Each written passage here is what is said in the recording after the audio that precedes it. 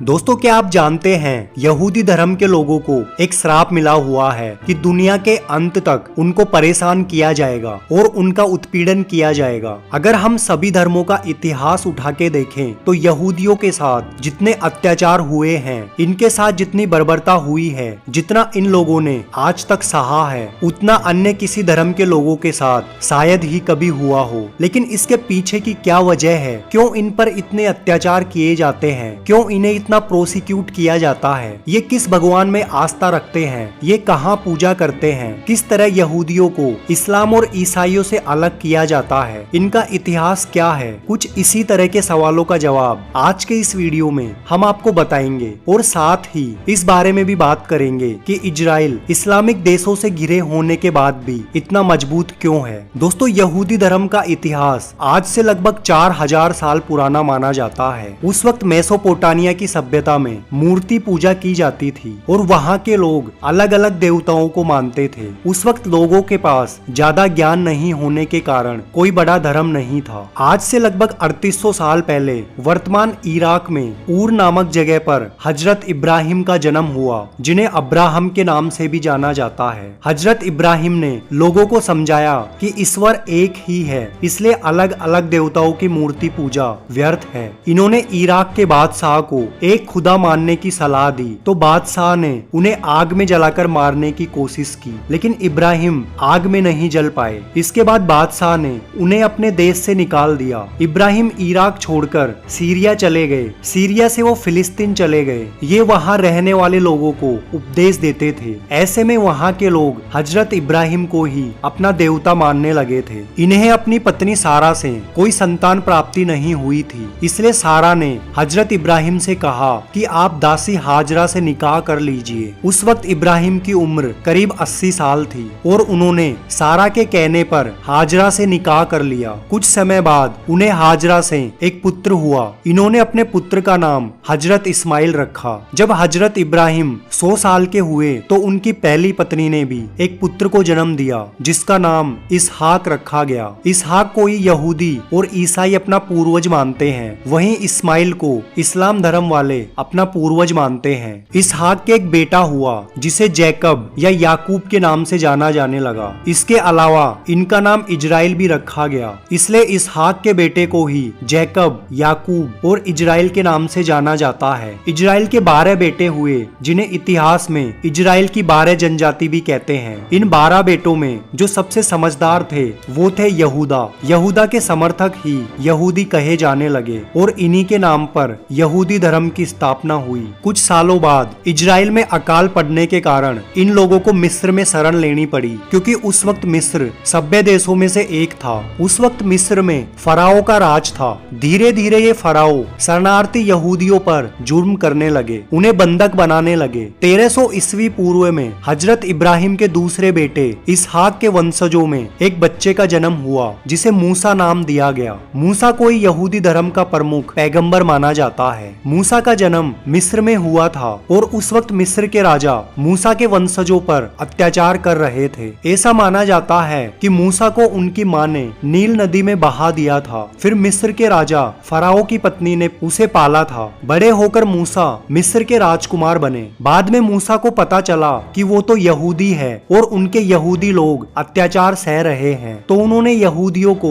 इकट्ठा कर उनमें एक नई जागृति लाई। मूसा को एक पहाड़ पर परमेश्वर से साक्षात्कार हुआ। परमेश्वर की मदद से उन्होंने फराओ को हराकर यहूदियों को आजाद कराया। इसके बाद मिस्र से यहूदियों को वापस उनकी भूमि इजराइल में ले गए और यहाँ पर मूसा ने ईश्वर से मिले 10 आदेश दिए, जो आज भी यहूदी धर्म के प्रमुख सिद्धांत है। मूसा को ही यहूदी धर्म का उद्धारक माना जाता है और इन्हें ही यहूदी धर्म का पैगंबर माना जाता है। इस धर्म के अनुसार ईश्वर खुद धरती पर नहीं आता, बल्कि इंसानी रूप में ही अपने मैसेंजर भेजता है, जिन्हें पैगंबर या प्रोफिट या नबी कहा जाता है। फिर आज से 3000 साल पहले यहूदी राजा सोल ने इजराइल राज्य की एक नए सिरे से स्थापना की। इसके बाद 990 ईसा पूर्व में इजराइल के दूसरे राजा डेविड बने, जिन्हें दाऊद के नाम से भी जाना जाता है। उन्होंने यरूशलेम को इजराइल की राजधानी बनाई। इसके बाद यहाँ के राजा किंग सोलोमन बने और इन्होंने यरूशलेम में एक टेम्पल बनवाया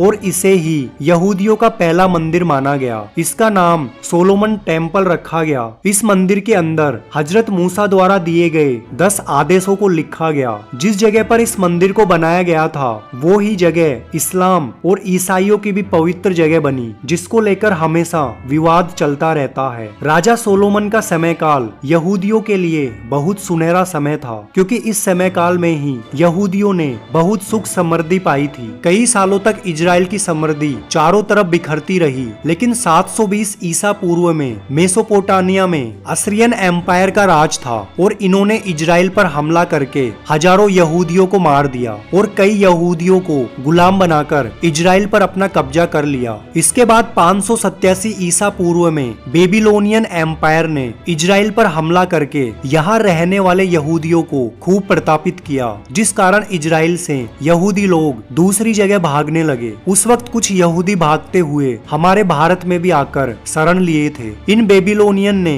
इनके पवित्र सोलोमन टेम्पल को भी ध्वस्त कर दिया और कई यहूदियों को बंधक बना के अपने साथ बेबीलोनिया ले गए और इन्हें प्रतापित करते रहे। कुछ सालों बाद पर्शियन एम्पायर ने बेबीलोन को जीतकर यहूदियों को आजाद कर दिया। अब यहूदी लोग वापस इजराइल आकर बसने लगे और इनके पवित्र टेम्पल को दूसरी बार फिर से बनाया। फिर ये लोग वापस से खुशहाली से जीने लगे और इसी के बाद लगभग 6 ईसा पूर्व यरूशलेम से 10 किलोमीटर दूरी पर स्थित एक शहर बेथलेहम में एक कुंवारी स्त्री जो कि यहूदी थी एक बच्चे को जन्म देती है, जिसे जीसस के नाम से जाना जाता है। जैसे जैसे ये बच्चा बड़ा होता गया वैसे वैसे ये यहूदी धर्म के खिलाफ उपदेश देने लगा और साथ ही कई चमत्कार करके लोगों की नजरों में ईश्वर का दूत बन गया। ऐसा करने के कारण यहूदी धर्म के कई लोग जीसस को ही अपना ईश्वर मानने लग गए। जब यहूदी राजा को ये खबर लगी तो उन्होंने यहूदी धर्म के खिलाफ बोलने के कारण जीसस को साल 30 के आसपास सूली पर लटका दिया। 3 दिन बाद वापस जिंदा होकर जीसस ने एक अलग ही धर्म की स्थापना की, जिसे ईसाई धर्म कहा जाने लगा और जीसस को ही परमेश्वर का दूत माना जाने लगा। जीसस ही ईसा मसीह के नाम से जाने जाते हैं। अब इजराइल में यहूदी के साथ ईसाई धर्म भी अपनी जगह बना चुका था। हालांकि उस वक्त ईसाई धर्म को मानने वाले बहुत ही कम लोग थे। साल 70 में इजराइल पर रोमन एम्पायर ने हमला करके इजराइल को अपने अधीन कर लिया और यहूदी लोगों के सेकंड टेम्पल को भी नष्ट कर दिया। लेकिन नष्ट करने के बाद भी उस टेम्पल की एक दीवार बच गई जो आज भी यरूशलेम में मौजूद है। आज भी यहूदी धर्म के लोग इस दीवार पर प्रार्थना करते हैं। अब साल 70 से 135 तक रोमन लोगों ने यहूदियों पर अत्याचार किए। कहा जाता है कि इस अत्याचार के दौरान रोमन सेना ने 11 लाख यहूदियों को मौत के घाट उतार दिया और लगभग 1 लाख यहूदियों को अपना गुलाम बना लिया था। इसके बाद इजराइल में बचे हुए यहूदी अलग अलग जगहों पर भागने लग गए। साल 135 तक रोमन साम्राज्य ने इजराइल और यहूदियों का नाम मिटाकर इस जगह को एक अलग ही नाम दे दिया, जिसे फिलिस्तीन कहा जाने लगा। अब यहाँ से यहूदियों का नामो निशान मिट चुका था, लेकिन यहाँ रहने वाले कई लोग ईसाई धर्म को भी मानते थे। साल 306 में रोम का एक नया राजा बना जिसका नाम कॉन्स्टेंटाइन था। साल 306 से पहले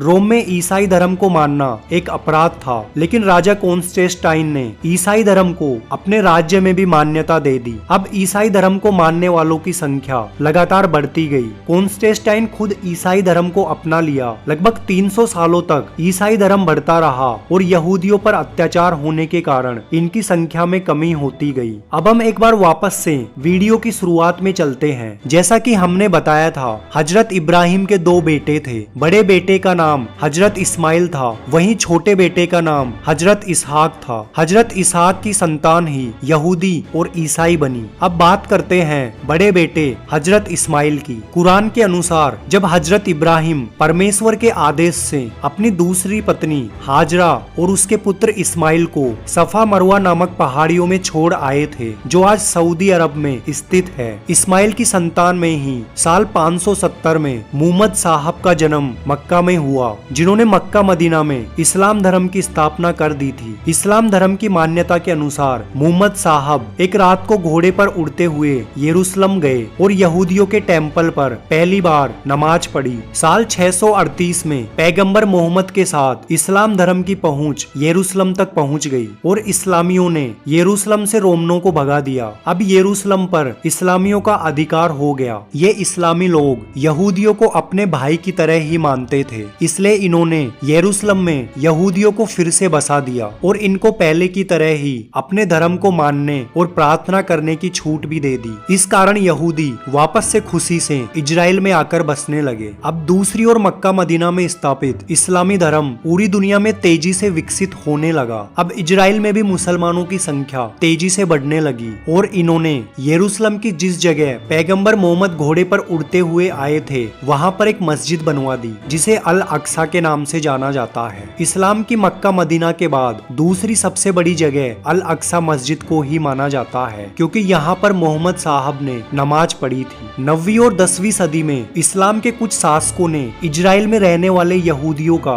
धर्म परिवर्तन करवाकर इन्हें इस्लाम बनाया। ऐसे यहूदियों को अपनी पहचान सार्वजनिक रखनी पड़ती थी जिसके लिए उन्हें पीला बेल्ट और काली टोपी पहननी पड़ती थी और जो यहूदी अपनी पहचान छिपाता था उस पर अत्याचार किए जाते थे। धीरे धीरे यहूदियों पर अत्याचार इजराइल में ही नहीं बल्कि अन्य जगहों पर भी होने लगे। साल 1099 में यूरोप के शासकों ने मुगलों को हराकर यरूशलेम पर अपना कब्जा कर लिया और यरूशलेम में रहने वाले यहूदी और इस्लामियों पर अत्याचार करके उन्हें वहां से भगा दिया और यरूशलेम को फिर से एक ईसाई शहर बना दिया। साल 1099 से 1189 तक यहाँ पर ईसाइयों का राज रहा। इनके राज में यहूदियों और इस्लामों का धर्म परिवर्तित करवाकर उन्हें ईसाई बनाया गया। उन पर अत्याचार किए गए, उन्हें व्यापार करने में छूट नहीं दी गई। लेकिन 1189 में इस्लामिकों ने यरूशलेम से यूरोपियों को भगाकर वहां पर अपना कब्जा कर लिया और यहूदियों को भी वापस से बसने के लिए छूट दे दी। यहूदियों की आधी जिंदगी इधर से उधर भागने में ही बीत चुकी थी। अब साल 1516 में यरूशलेम पर ओटोमन साम्राज्य का राज हो चुका था। ओटोमन साम्राज्य ने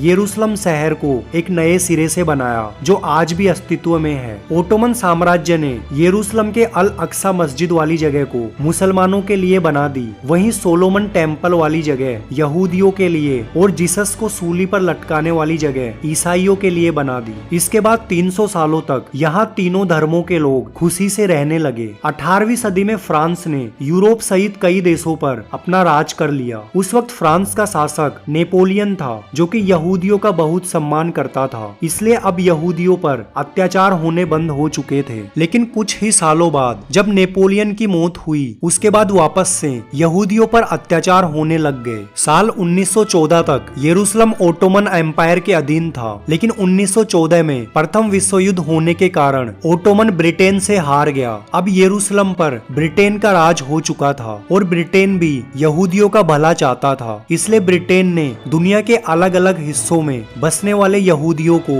एक जगह दे दी जो कि इजराइल थी। अब अलग अलग देशों से यहूदी इजराइल आकर बसने लगे। इजराइल में यहूदियों की संख्या लगातार बढ़ती गई, जिससे फिलिस्तीन में रहने वाले मुसलमान विद्रोह पर उतर आए क्योंकि उन्हें डर था कि यहूदी लोग इनकी जमीन पर कब्जा कर लेंगे। उस वक्त इजराइल में यहूदी और मुसलमान लोग साथ ही रहते थे। इनका विद्रोह लगातार बढ़ता गया जिससे हजारों यहूदी और हजारों फिलिस्तीनी मारे गए। अब 1945 में द्वितीय विश्व युद्ध खत्म हुआ जिसमें जर्मनी के शासक हिटलर ने अब तक पूरे यूरोप में लगभग 60 लाख यहूदियों को मरवा दिया और ये यहूदियों का सबसे बड़ा नरसंहार था। हिटलर के डर के कारण यूरोप में रहने वाले यहूदी इजराइल में आकर बसने लग गए, जिससे इजराइल में यहूदियों की संख्या बहुत ज्यादा हो चुकी थी। इससे परेशान होकर यहाँ रहने वाले मुसलमानों ने गृह युद्ध छेड़ दिया जो कि 1946 से 1948 तक चला था। वहीं दूसरे विश्व युद्ध के बाद ब्रिटेन काफी कमजोर पड़ चुका था, इसलिए उसने 15 मई 1938 को फिलिस्तीन और इजराइल को आजाद करने की घोषणा कर दी और यहूदी व फिलिस्तीनियों के बीच जमीन के बंटवारे का फैसला संयुक्त राष्ट्र संघ को सौंप दिया। अब संयुक्त राष्ट्र संघ ने दोनों के बीच बंटवारा करने के लिए ऊपर का हिस्सा फिलिस्तीन को दे दिया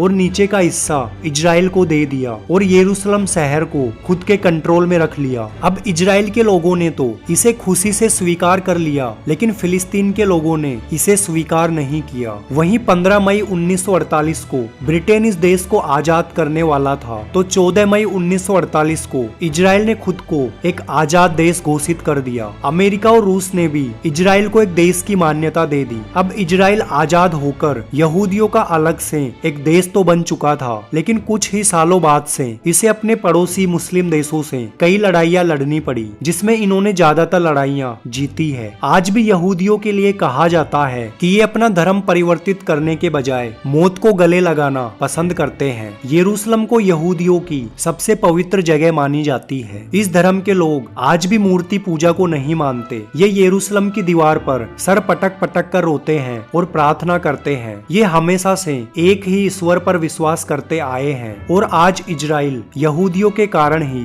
दुनिया के विकसित देशों में माना जाता है। पूरी दुनिया में यहूदियों की जनसंख्या 16.6 मिलियन के आसपास है, जो कि विश्व की कुल जनसंख्या का केवल 0.2% है। लेकिन कम जनसंख्या होने के बाद भी यहूदियों ने 21% नोबेल पुरस्कार अपने नाम किए हैं। अल्बर्ट आइंस्टाइन, मार्क जुकरबर्ग जैसे कई प्रसिद्ध लोग यहूदी ही है। तो दोस्तों, ये था यहूदियों का इतिहास। अगर वीडियो पसंद आया हो तो हमारे चैनल को सब्सक्राइब करना ना भूले।